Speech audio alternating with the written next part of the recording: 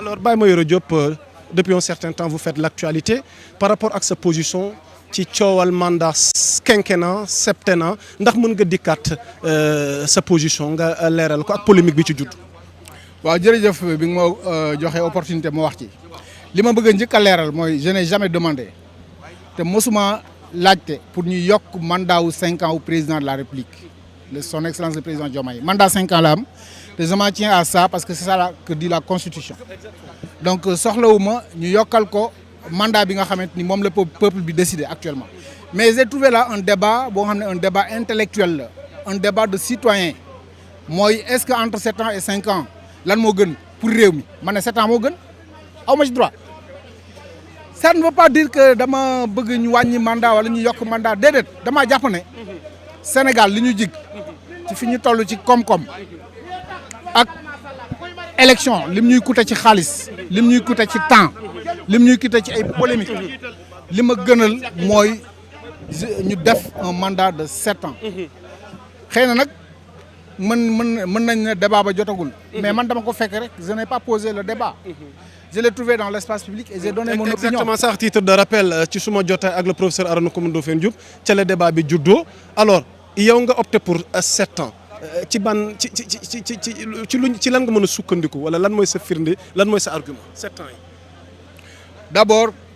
c'est essentiellement un argument économique mooy. waaw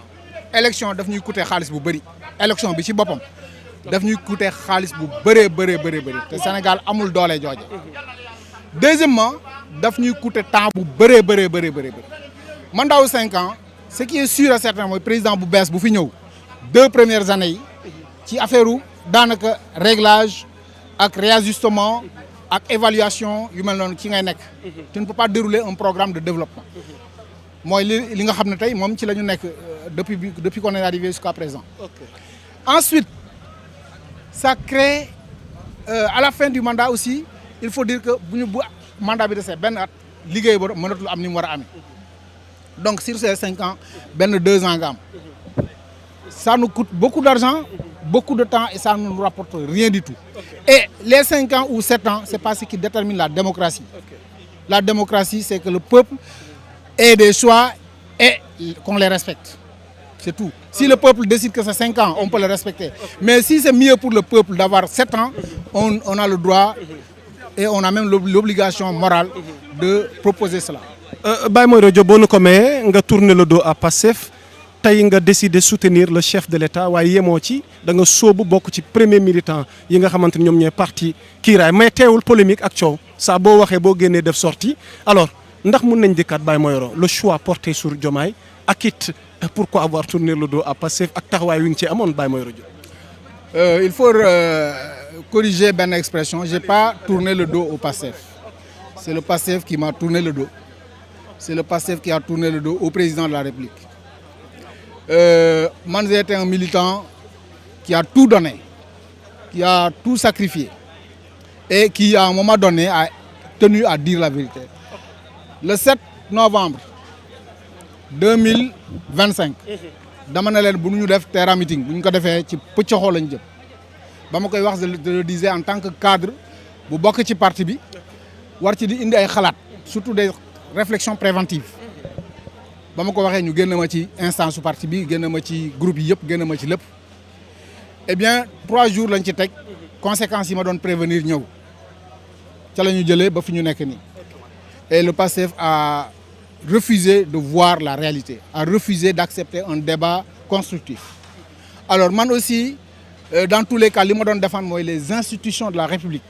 dont l'incarnation est son excellence Bassirou Diomaye Diakhar Faye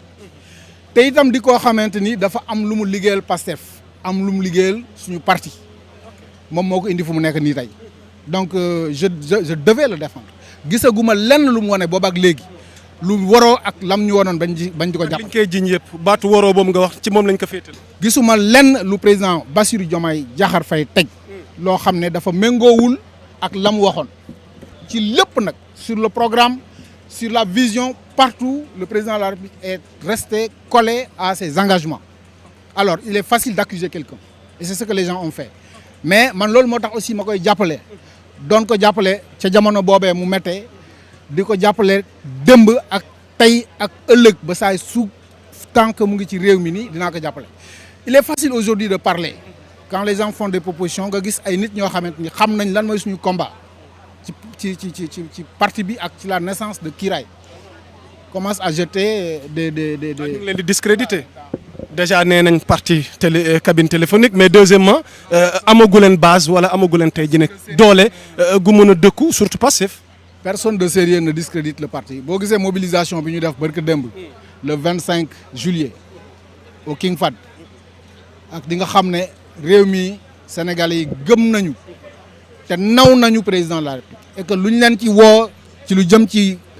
jàppale président de la République ils vont se mobiliser et ils vont être là avec nous. Le président a dit que nous avons le parti majoritaire dans ce pays et ça la réalité. Alors parti bi ndax dina mën a relever défi parce que juddu ngeen fekk fi ay défi déjà langue politique bi ngeen mujj cee juddu mais défi yi nga xamante ne moom mooy xaar njiitum réew mi ndax choix bi nga porte ci moom ak bannière parti Kiraay di ngeen mën a relever yooyu défi ak enjeu yi nga xamante ne moom la Sénégal di jànkonteel guddi na toll.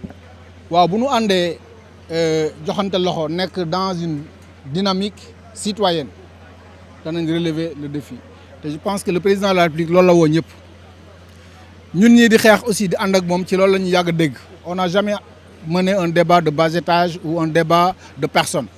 on a toujours tenu à défendre les institutions républicaines à défendre les programmes yi nga xam ne ñoo mën a jëmale réew mi kanam ci loolu la ñu nekk te ci la ñuy wéy te yaakaar naa ne aussi loolu danañu jox ay résultats concrets dans la gestion et dans la gouvernance de ce pays. Alors ñu terminer ak ces prises de position à l'endroit de Ousmane Sonko souvent des attaques yi nga xamante ni moom dafay dëgër këcc ndax da nga am ak moom problème personnel alors lan moo xew sa diggante ak moom daanaka yow doo ci tudd kenn chaque fois yow sa attaque moom ci moom nga koy jëmale lu xew. En réalité mosuma ko attaqué sax Ousmane Sonko mosuma ko attaqué li ma ko mës a defal mooy liggéeyal ko politiquement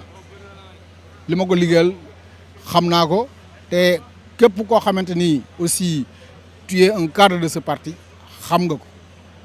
Mais je suis quelqu'un de véridique dëgg dama koy wax saay su ne